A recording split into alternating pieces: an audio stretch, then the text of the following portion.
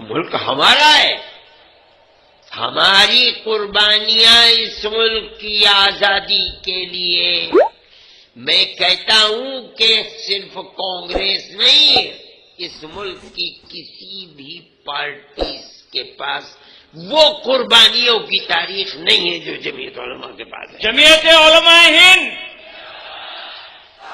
کانگریس کے پاس کیا ہے؟ کانگریس تو بنی ہے 1883 کے اندر، 83 کے اندر.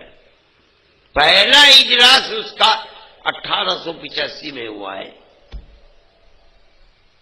علماء کا زندگی ملک کی آزادی کے لیے وہ 1803 سے شروع ہوئی ہے، جس دن انگریز نے یہ دعویٰ کیا تھا دلی کے اندر کہ حکومت بادشاہ سلامت کی، خلق خدا کی، لیکن حکم آج سے ایسٹ انڈیا کمپنی کا ہے. اس دن حضرت شاہ ولی اللہ صاحب محدث دہلوی کے بڑے صاحبزادے حضرت شاہ عبد العزیز صاحب محدث دہلوی نے یہ اعلان کیا تھا کہ ملک آج غلام ہو گیا، اس کو آزاد کرنے کے لیے جہاد کرنا ہر ایک کے اوپر فرض ہے. یہ پہلی آواز تھی ملک کے اندر آزادی کی. اور مولانا نے اس کے بعد کام کیا، بڑی قیمت ادا کرنی پڑی. آپ کو اپنی تاریخ آباء و اجداد کی معلوم نہیں ہے. مولانا کی جائیداد خاندانی ساری انگریز نے قرق کر لی، ان کو زہر دے دیا، وہ اندھے ہو گئے، ان کو شہر سے نکال دیا.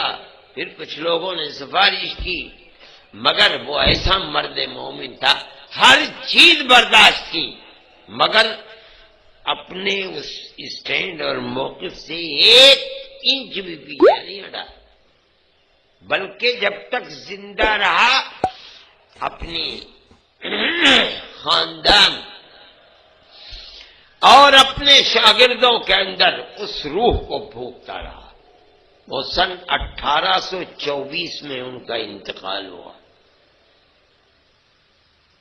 انہی کے خاندان کے شاہ اسماعیل شہید اور انہی کے متوسلین میں سید احمد شہید رہے بریلوی، ان دونوں نے جھنڈے کو اٹھایا اور سن 1831 میں پہلا جہاد بالا کوٹ کے میدان میں ہوا. ابھی تک کانگریس کا وجود بھی نہیں تھا.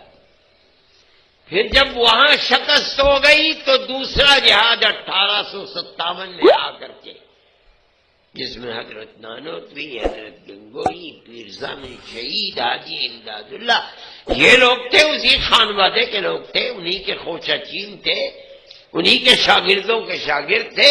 انہوں نے دوبارہ یہاں آ کر کے دلی میں، مراد آباد میں، میرٹھ میں، سہارنپور میں، پنجاب میں، سنبھل میں ایک آگ لگا دی. یہ الگ بات ہے کہ پھر یہاں بھی آ کر کے ہار گئے.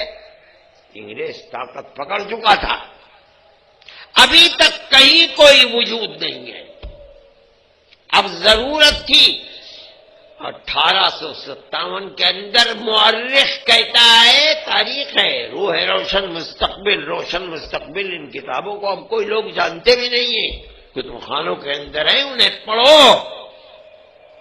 صرف دلی کے اندر سن 57 کے اندر 33,000 علماء کو پھانسی دی گئی ہے. یہ مسلمان کی تاریخ ہے. ابھی تک کوئی وجود نہیں تھا. اب ضرورت تھی کہ فیکٹری بنائی جائے جہاں مجاہدوں کو پیدا کیا جائے. مجاہد تو ختم ہو گئے، اور انجام یہ ہوا کہ باپ مر گیا، پھانسی دے لگ گئی، اور اولاد یتیم گھر سے باہر، اس لیے کہ ماں کے پاس کچھ کھانے کو نہیں ہے. اب وہ اولاد جس کا باپ انگریز کی دشمنی میں سولی پر لٹک گیا، اسی کی اولاد کو انگریز ہاتھ پکڑتا ہے اور کہتا ہے کہ ہمیں دو، ہم اس بچے کو پڑھائیں گے مفت، لکھائیں گے مفت، اور اس کو عالم بنا کر کے ہم ملازمت دیں گے، اسکول میں پڑھائیں گے، اور ماں اپنی چھاتی پر پتھر رکھ کے اپنی اولاد کو کم از کم یہ تو بچ جائے گا، ہم مر جائیں گے بھوکے۔ جب عام معافی کا اعلان ہوا تو اب حضرت نانوتوی اور حضرت گنگوہی رحمت اللہ علیہما نے دیکھا، حضرت حاجی صاحب تو پہنچ گئے تھے مکہ معظمہ، انہوں نے بالکل اسی طریقے پر اولاد ہمیں دو، ہم لکھائیں گے مفت، پڑھائیں گے مفت، رکھیں گے مفت، کتابیں مفت دیں گے، اور مجاہد باپ کی اولاد کو مجاہد بنائیں گے، مرنے والا اپنے ملک کے لیے وفادار بنائیں گے۔